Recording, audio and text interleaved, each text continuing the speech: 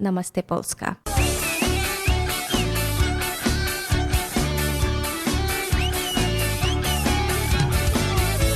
Host, uświadomnej.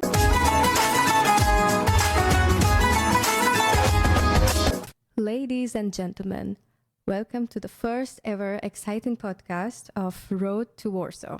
I'm your host, Kusi Domnej, and today we embark on a charming journey on Namaste Polska. Now, you might be wondering, why Poland? It's a question I have been asked countless times. And today, I'm going to share the story that began when I was just a tiny dreamer at the age of 6.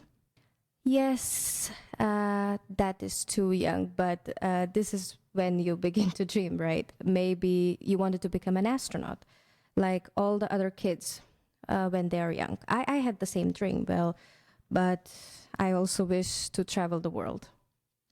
Back then, I was living in Mumbai, which is recognized, and I feel that India is well known to be a part of Mumbai, but not the other way around.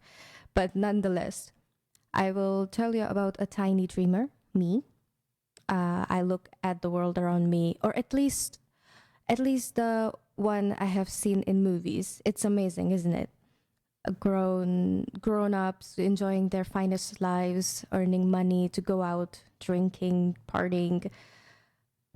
Lord, so many things. So I wondered if this was the life I wanted.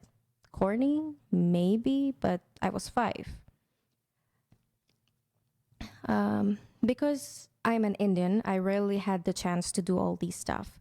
Going out partying, not my parents, like going on partying, I don't think I did it that much, but it was somewhat okay. Not that my parents were paying about it, no. They were pretty chill. It was the society. There were often restrictions. Most of them were from the outside, like the outsiders. I call them CCTV aunties. I guess it's really similar to Indian society, Balkans, and a little bit of Slavs. I guess we have a lot of listeners, so they're from different countries, migrants, and this podcast is usually about migrants. So me, Indian, coming to Poland and how the dream is. So I'm explaining that. And I had always wanted to study and work in different nation before marrying a white dude. Don't get me wrong, it had nothing to do with getting citizenship. Well, guilty. Nonetheless, the way it was portrayed in the movies was the nicest experience I could have imagined. Not the marriage part, but the trip one, okay? Pass the judgment to someone else, maybe. Once I simply decided to talk to my parents about me studying abroad, which would be beneficial for both me and them. I would be getting good degree, and my parents would be getting praises that I'm doing so well. But there is always something from the society and a girl going outside, the budget cutting and everything. And it was just too difficult to express to my family, besides the fact that I was not also very good in studies. So that was also one of the main reasons my parents might say no. So years later, I had a lot of friends, and one of my high school classmates had recently decided to move to London to study bachelor's with his closest friends, 2 of them. In my mind, I was utterly shocked that he is so young, going out with his friends, studying at university and meeting new acquaintances. I mean, wow. But to be honest, it is not always what it appears to be. But that's a story for another time, people. For the time being, I was astounded that it was a dream come true to travel to another country, experience various cultures and lifestyles, all while sitting with my family and discussing my plans after high school. I told them that I want to go to abroad, but proposed if they still believe that I'm too young, maybe they should have a discussion with my friend, whom my parents knew. So I sort of kind of sneaked him into this convincing them. I contacted this guy who happened to be in hometown at the time and asked him to cover over and talk to my parents about it. Although their response remained the same, that they could not afford it to send me. My parents, but they actually saw how eager I was to study abroad. I somehow persuaded them to speak with my friend, but my father sat down with me one night and like an intervention and asked what my plans were for the future. I didn't know at that time what they were asking or what my plans were, but I was really interested in journalism. It sounded interesting because I wanted to know how it works as an anchor and how newspapers works, and everything made me so much more eager to learn about the subject. So I just said journalism and see if it's a good fit for me. And the agreement was made that if he plans to send me, there would be no going back. Sounds like a dead sentence to me, but as if like do or die. Or maybe if do or don't die, but at least don't come back, something like that. But believe me, I just needed a little bit nudge. So that's what my father did.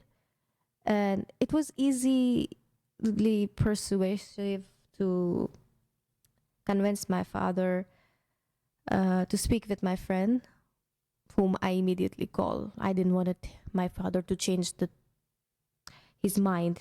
You know, dads, like you never know what might change into them. So my friend came. They both were engaged into very intense conversation. How much did living in London cost? This one is about London. I'll get back to you about Poland, but this was regarding London. My first application was meant to be in UK. So there was conversation of how were the living expenses, universities, lessons, etc. Are they worth it? What exactly are the scopes? Will they provide any placements? Placements is like a term used by the universities to refer to process of finding job after the bachelor's degree, after you finish bachelor's degree. So we're just a few institutes give these things, but my father truly wanted to know every single detail from a youngster who just went there, spent like an year maybe, but my friend was trying to convince my father about the foreign education as if like he was getting paid or something. But my father just said that maybe we should speak with some kind of agencies. The dad instincts of a father is to take multiple opinions, ask around or get more knowledge. So we went to speak with the agency. Well, the agency is the whole another story, but I would like you to stick on this one right now. The agencies are the ones in India who send students from India to other nations to study or work, depending on the individual, of course. So we headed to the agency where my friend had gotten his chance. They also informed me that I would need to be prepared for IELTS. It's an exam given for English proficiency, but there is more two kind of exams like TOEFL, IELTS, and one more. But the money, you have to spend so much on yourself to be traveling. I bet if you do it alone by yourself, I don't think that you will have to spend half of it as much as one paying to these agencies, to be honest. I realized that it is complete hoax. And the agency was real, but the money I spent the time I gave, the classes I attended to give the exams, it was just way, way too much. And when the time came that I want to choose the universities to apply for, they will only give me the ones where they are getting paid by the university. So it's like the connection. If I'm paying the half of the amount to them and the fees I paid to the university, they will take the little part of the fees, the universities around the world, and send it to the agencies. Like you are sending kids to us. So basically it's like a whole racket of smuggling students from one country to another just for the sake of students, like studies. But, you know, it's education, so people are willing to do that. Parents usually do it. Yeah, so I'm not sure how my friend did it, but he was actually very rich. His father took like not a lot of loan from the bank. They actually had a business, so they spent a lot of money. As they say, like the wealthy becomes the richer and the poor becomes, like the middle class is new poor right now. So you get the gist.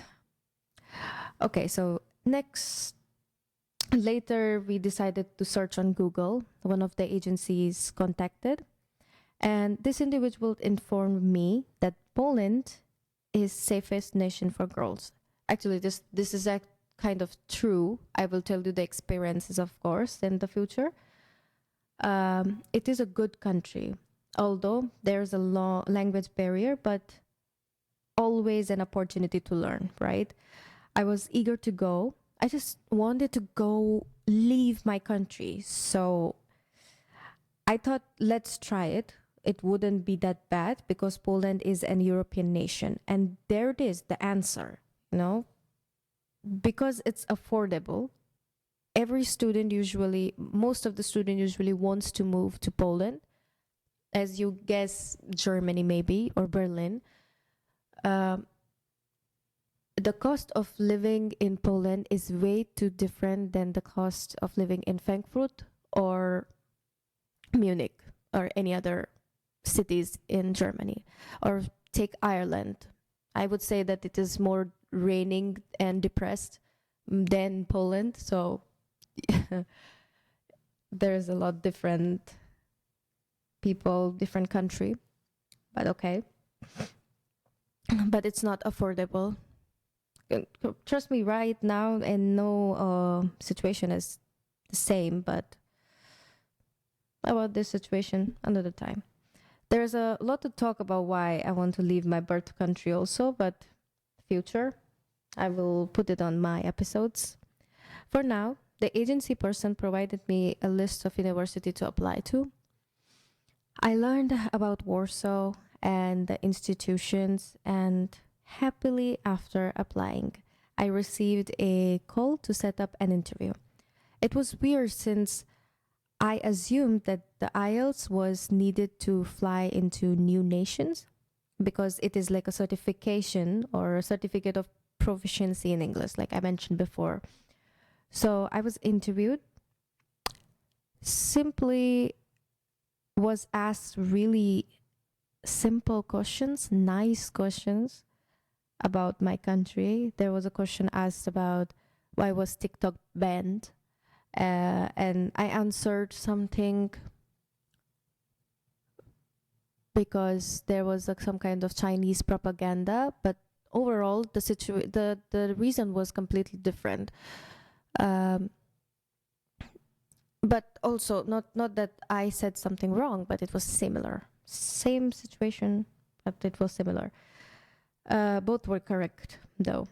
I felt the way he was speaking to me, the interviewer, I felt like maybe it's the correct option, you know, the destiny, or call it fate, to go to Poland. So I was excited because I had to do a lot of paperwork. Not for the paperwork, of course, to go to some foreign country, like finally it is happening. So I went to colleges signing papers. I had to take recommendations from my past teachers, variety of things. There was a situation when I went to my ex-college and the principal made me wait for hours and hours just to get a signature and a stamp. And he just didn't let us in. And he said, why do you want to go to Poland? Why do you choose to go to different country for journalism? You can do the same thing in India. But they don't realize that how education system in India works as compared to other countries. It's all just money-making machine, not only in India, but other places too, but maximum in India. It's all a long topic to discuss about.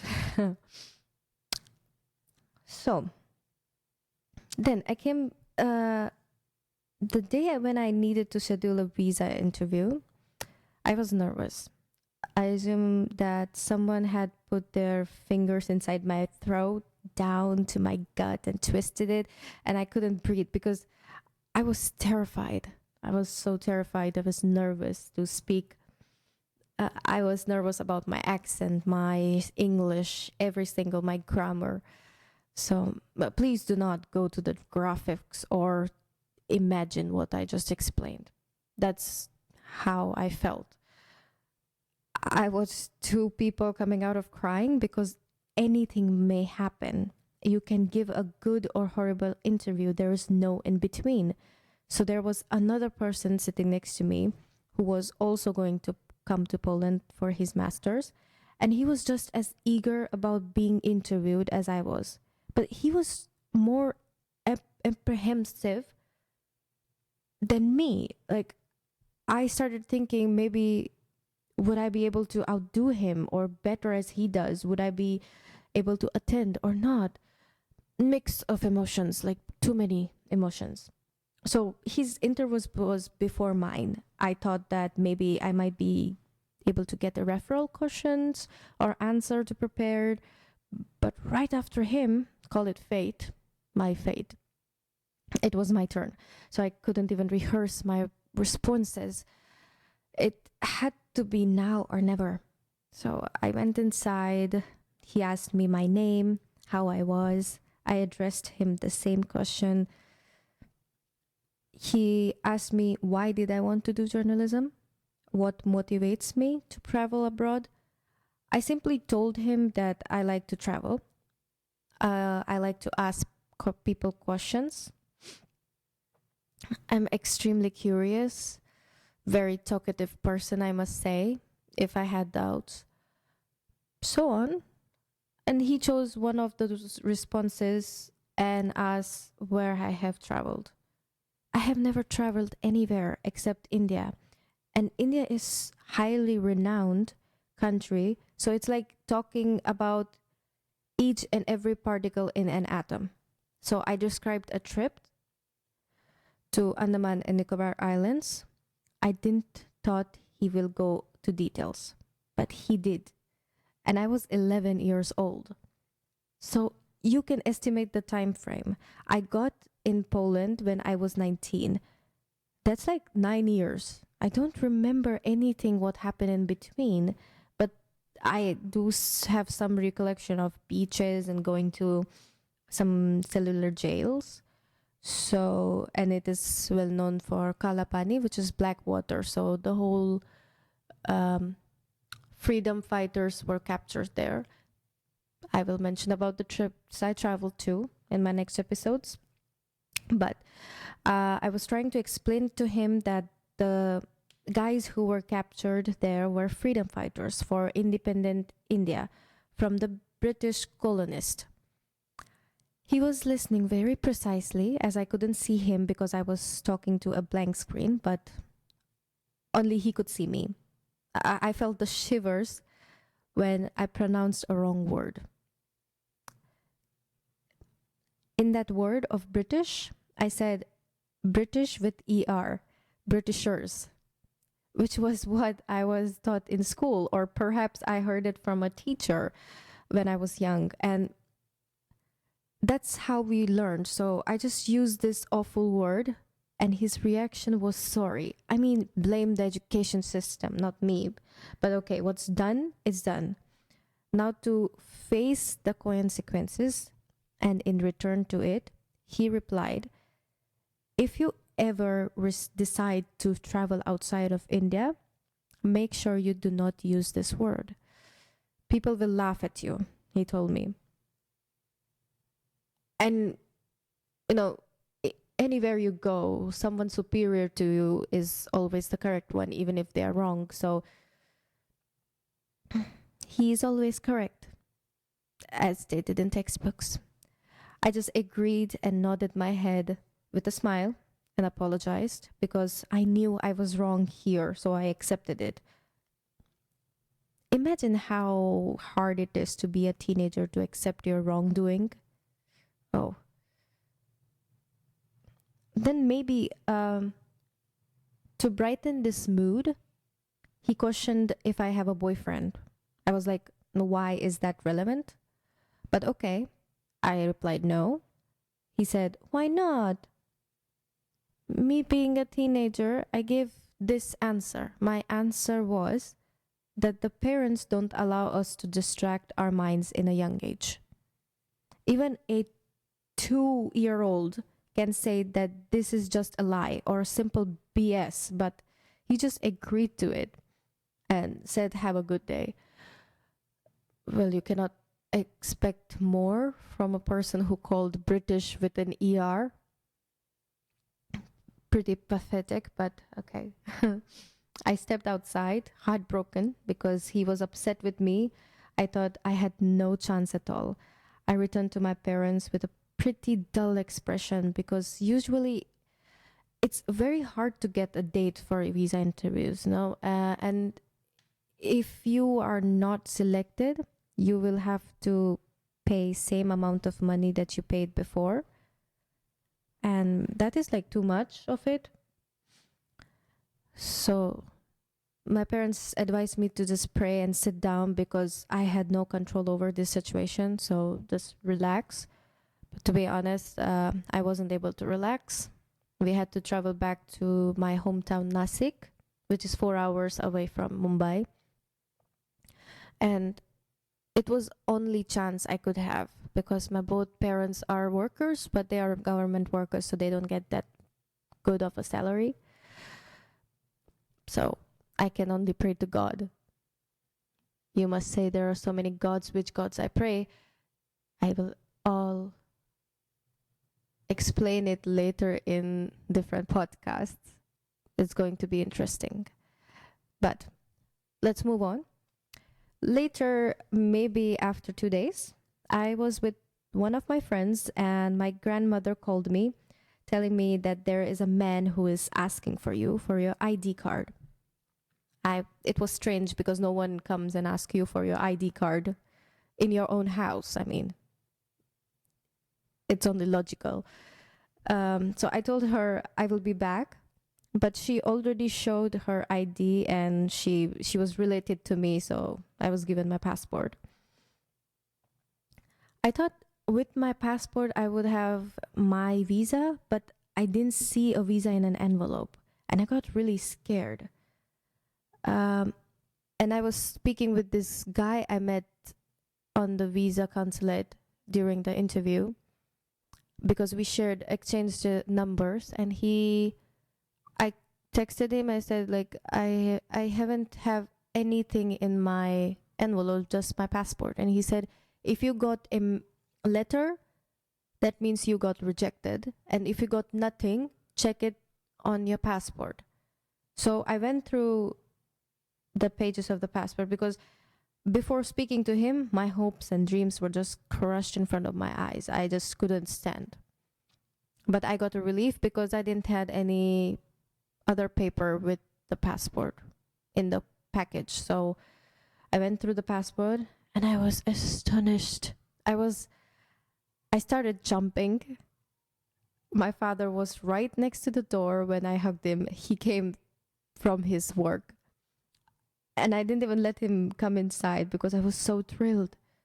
But it was unexpected. I was happy. I saw that the visa is right inside my passport. It was completely strange. I just didn't dream that this person will actually like me. But maybe he decided just to give me a second chance. Wow. I called my mother. She was overjoyed. That day, we all sat together, began eating some delicious food while discussing it. Like, wow, how wonderful it will be, blah, blah, blah.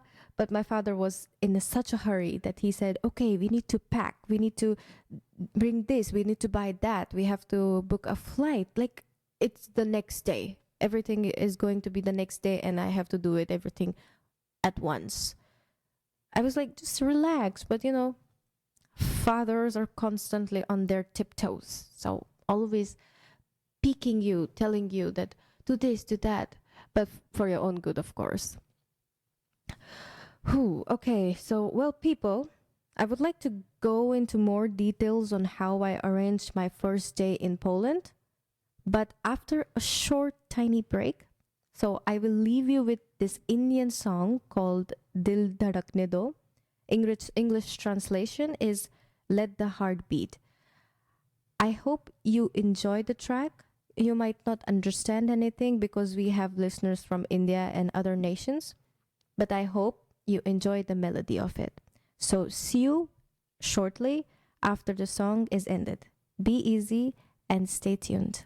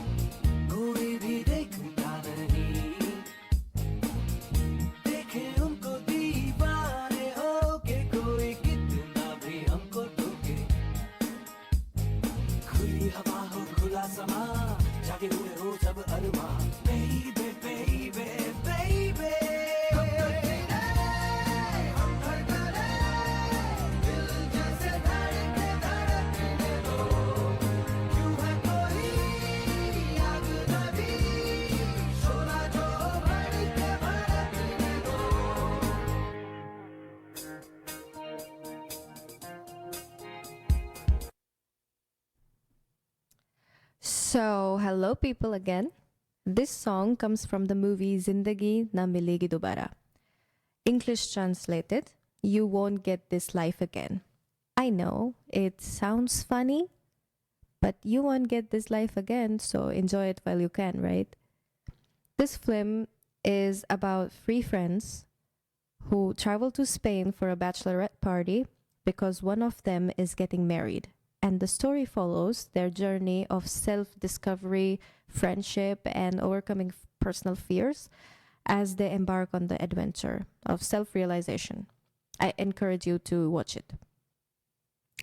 So, let's start with the voyage from India to Warsaw. I was unsure how to find an apartment, so I used Facebook to get some options. The agency I was going from had another agency in Poland that could assist with SIM cards and other necessities like going to the banks or visiting for my student ID or how to use the metro, all those things. And I also met this girl from the same agency who was coming to Warsaw before me. And I decided to share an apartment with her, and then she recommended some other person to also come in between. So I said, okay, I won't go into a complexity of getting others to make a decisions just yet. I thought that maybe it would be better to be with someone. I know, but I didn't know her very well. But I knew that she was Indian, so it will always be better to live with an Indian. So we started discussing about the rent and the location and utilities, whatever is needed, deposits, which was very difficult for me to do because I was in India. But she was already going to go there before me. So somehow it will be just easier that she will just tell me how things work. I purchased new bags, purchased new items. It was tough to manage everything that needed to be brought, including the baggage and aircraft tickets. Everything is quite pricey nowadays. I don't understand how the world works because the costs are just too high and people are just accepting it and being quite normal. Just how will you be so normal about this? So we also paid for our luggage because you cannot just go and sit and be like, okay, you paid this huge amount of money to fly to different continent, but also you have to pay for the baggages you take. Yes. So before continuing on our way to the airport, my mother was telling me about being a good, responsible girl, about going there for myself to study, about embracing the new journey, and so many other things that I started thinking, okay, it's already too overwhelming for me to leave not just a city, but an entire continent, 5,000 miles away from my hometown, home country. And you're just trying to put more pressure on me. So it was a little scary. I got goosebumps going to the airport alone. But it's a mom instinct. She always cares. It could be any mom. And we reached near the entrance. We stood there for 5 hours before my flight. And the waterworks started coming out of my mom's eyes, because she just started crying, saying that she may have done something wrong, made a wrong decision, for sending me so far. She loves me too much and she's gonna miss me, and that when I will get sick, who will come and help me to take care of me, all these random things. And she just loves me too much, I guess. And all these things just quickly flipped, like turning the paper around in the book.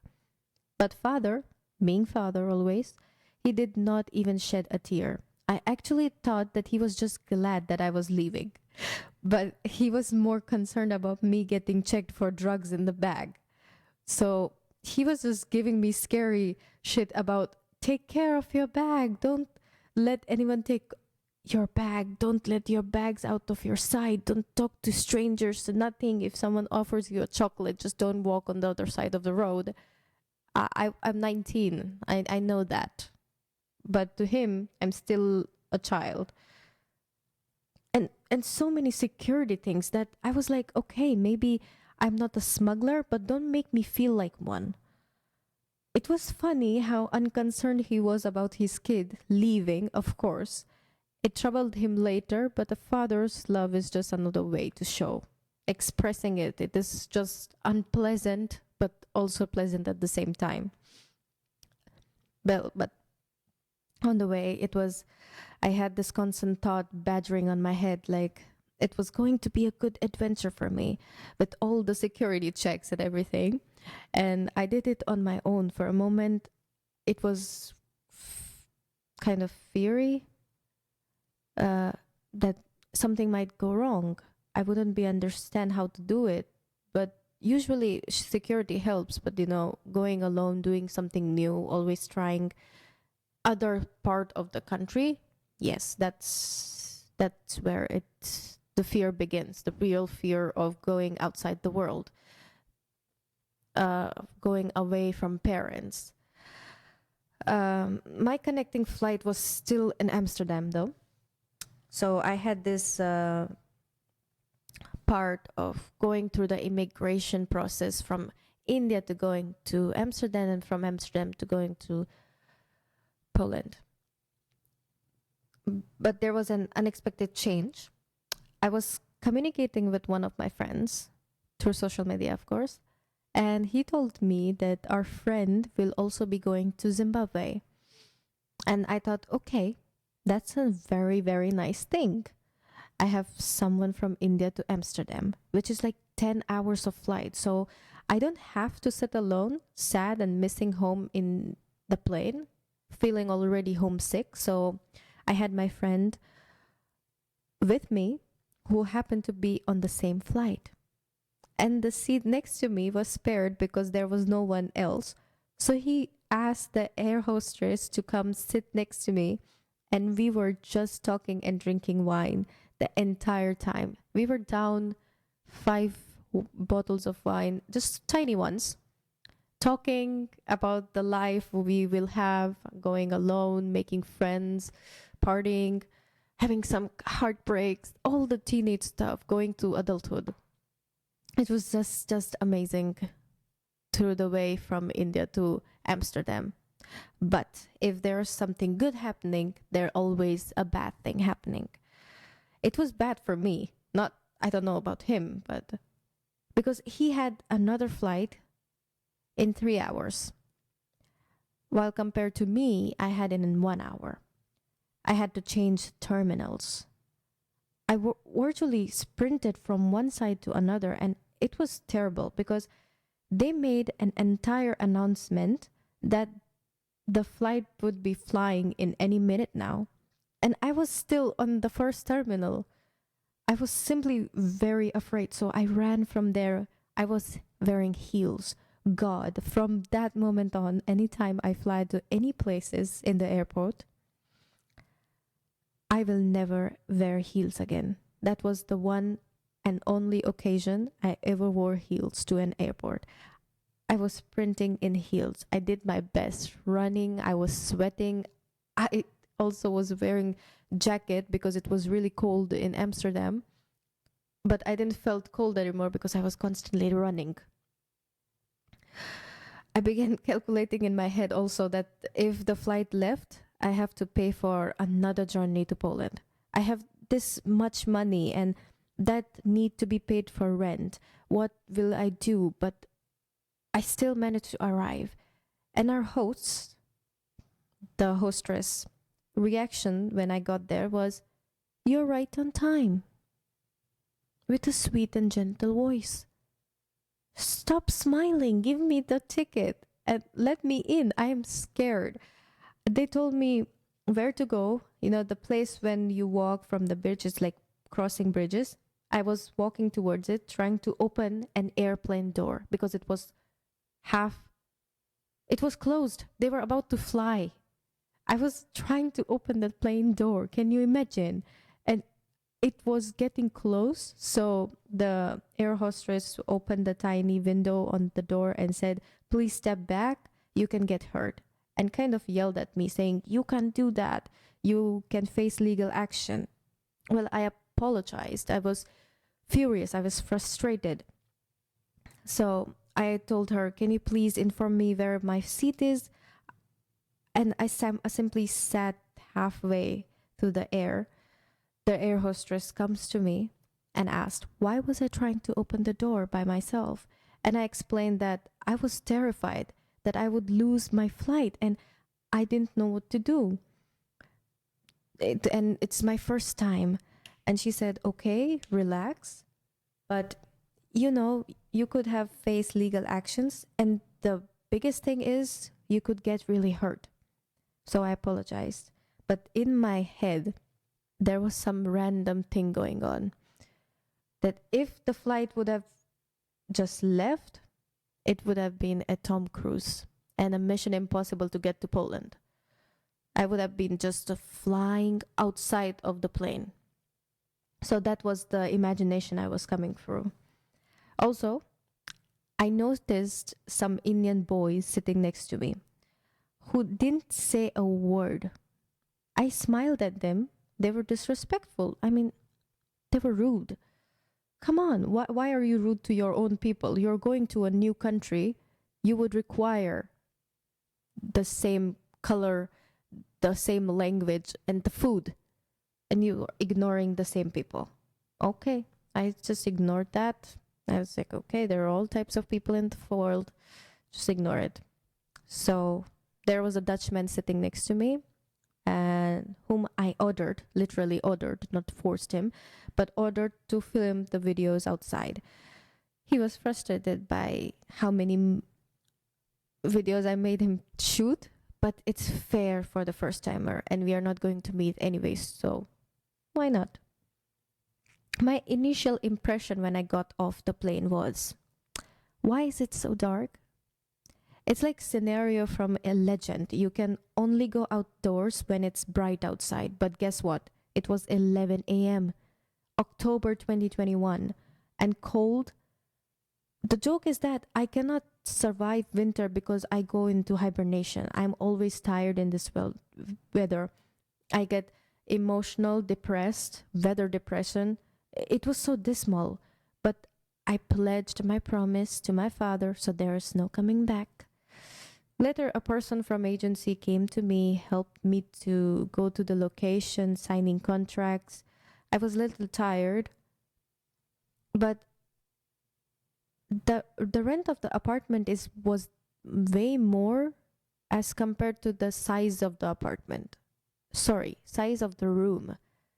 And people consistent inside of this room is like a container, and there are 6 people in it.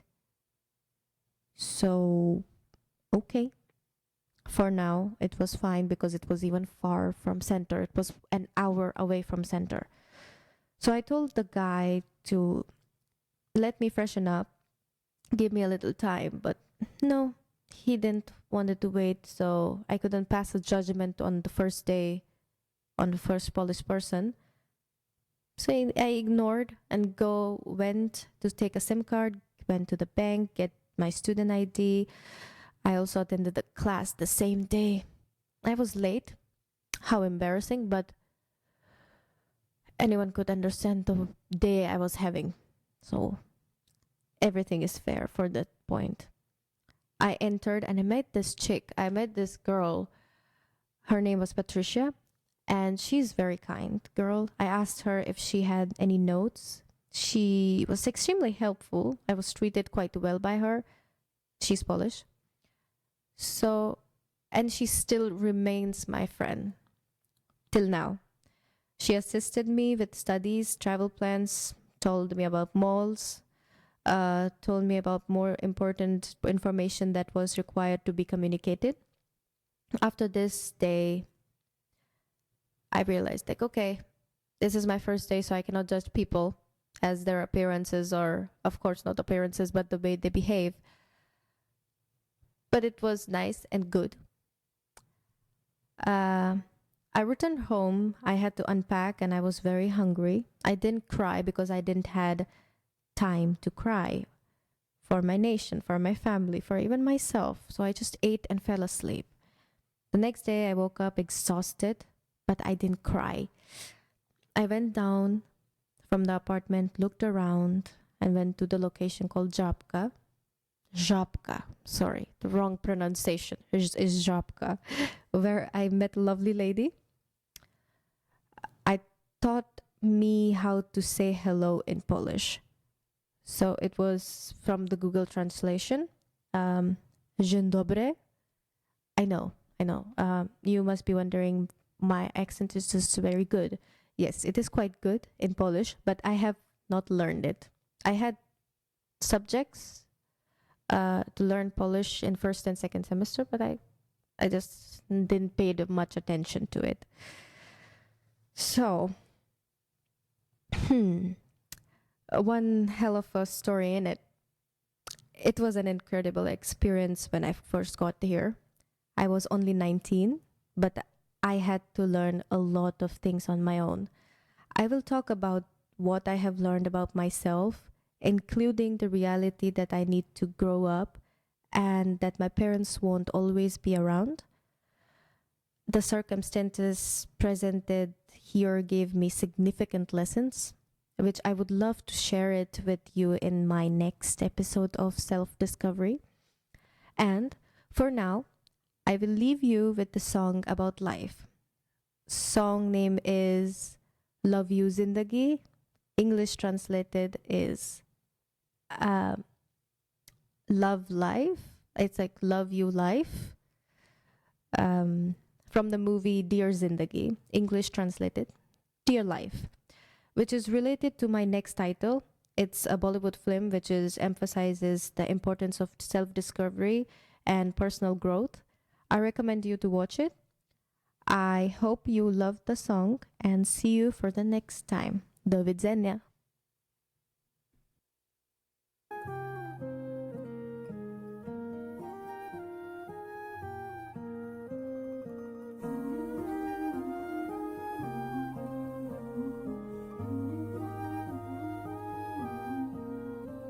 जो दिल से लगे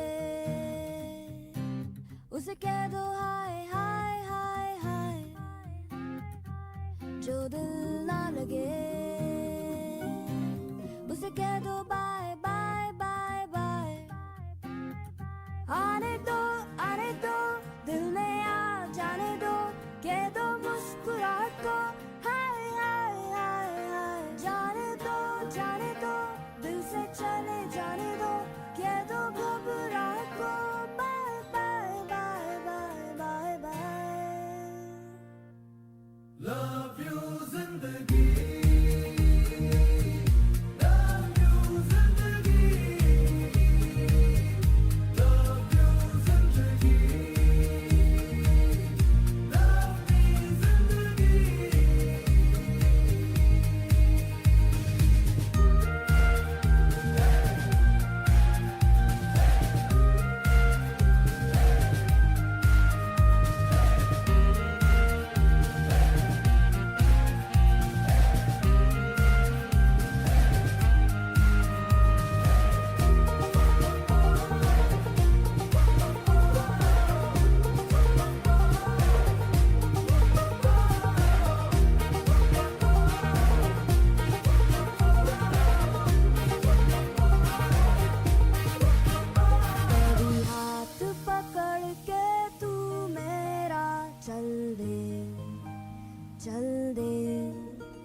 कभी हाथ छुड़ा के मैं तेरा चल दूं।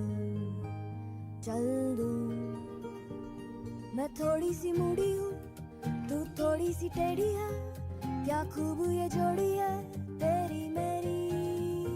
आने दो दिल में आ जाने दो, कह दो मुस्कुराहट को हाय हाय हाय हाय। जाने दो दिल से चले जाने दो, कह दो घबराहट को bye bye bye bye bye bye. love you zindagi, love you zindagi, love you zindagi.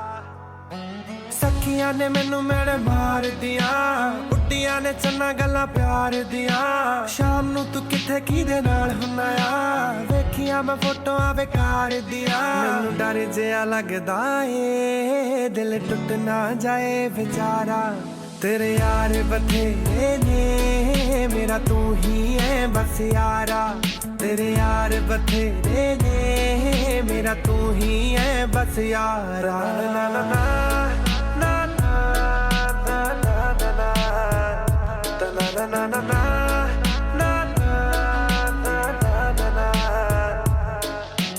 ਜਦੋਂ ਕੱਲੀ ਬੈਨੀ ਆਖੀ ਹਾਲੇ ਸਤਾਉਂਦੇ ਨੇ ਬਾਹਰ ਜਾ ਕੇ ਸੁਣਦਾ ਏ ਫੋਨ ਕਿਹਦੇ ਆਉਂਦੇ ਨੇ ਜਦੋਂ ਕੱਲੀ ਬੈਨੀ ਆਖੀ ਹਾਲੇ ਸਤਾਉਂਦੇ ਨੇ ਬਾਹਰ ਜਾ ਕੇ ਸੁਣਦਾ ਏ ਫੋਨ ਕਿਹਦੇ ਆਉਂਦੇ ਨੇ ਕਰੀ ਨਾ ਪਲੀਜ਼ ਐਸੀ ਗੱਲ ਕਿਸੇ ਨਾਲ ਅੱਜ ਕਿਸੇ ਨਾਲ ਨੇ ਜੋ ਕੱਲ ਕਿਸੇ ਨਾਲ ਤੇਰੇ ਨਾਲ ਹੋਣਾ ਏ ਗੁਜ਼ਾਰਾ ਜੱਟੀ ਦਾ ਮੇਰਾ ਨਹੀਂ ਹੋਰ ਕੋਈ ਹੱਲ ਕਿਸੇ ਨਾਲ ਜੀ ਦੇ ਤੋਂ ਰੋਕੇ ਮੈਂ ਕੰਮ ਨਾ ਕਰਾਂ ਦੁਬਾਰਾ तेरे यार बथेरे ने मेरा तू ही है बस यारा तेरे यार बथेरे ने मेरा तू ही है बस यारा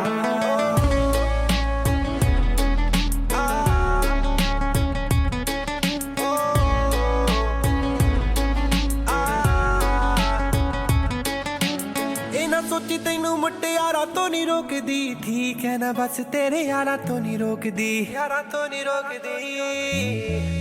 ना सोची तेनू मुटियारा तो नहीं रोकदी ठीक है ना बस तेरे यारा तो नहीं रोकदी कदे मैनू फिल्मां दिखा दिया कर कदे कदे मैनू भी कमा लिया कर सारे साल विचों जे मैं रुसा एक बार इन्ना किता बनदा मना लिया कर एक पासे तू बब्बू एक पासे है जग सारा तेरे यार बथेरे ने मेरा तू ही है बस यारा तेरे यार बथेरे ने मेरा तू ही है बस यारा तेरे यार बथेरे ने मेरा तू ही है बस यारा तेरे यार बथेरे ने मेरा तू ही है बस यारा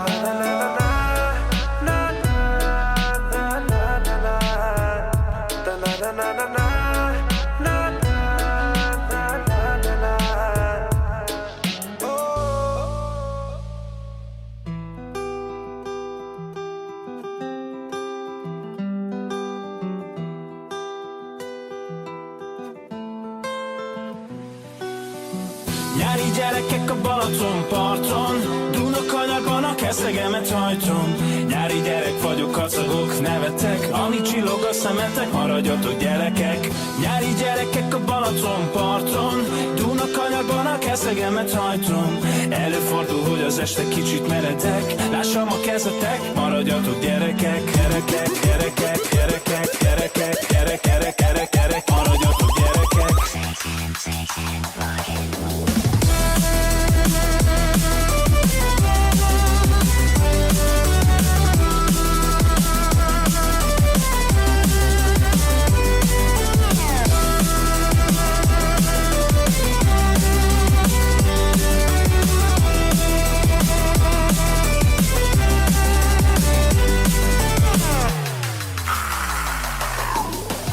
Partizán, Mr. Svagjoló Hullámokon szaggató, csajoknál leparkoló Verdába be, nem a lepattanó Hello Sunshine, nyári nyaralás A Balcsi parton megy a kánkán Pörges fel a napot, kell egy banán meg egy kivi Este parázol a csajoknál, bár itt a pici ciki Vagy nem, de ha ideg a víz 6 centi Bámulok a strandon, közben eltapar egy napszemki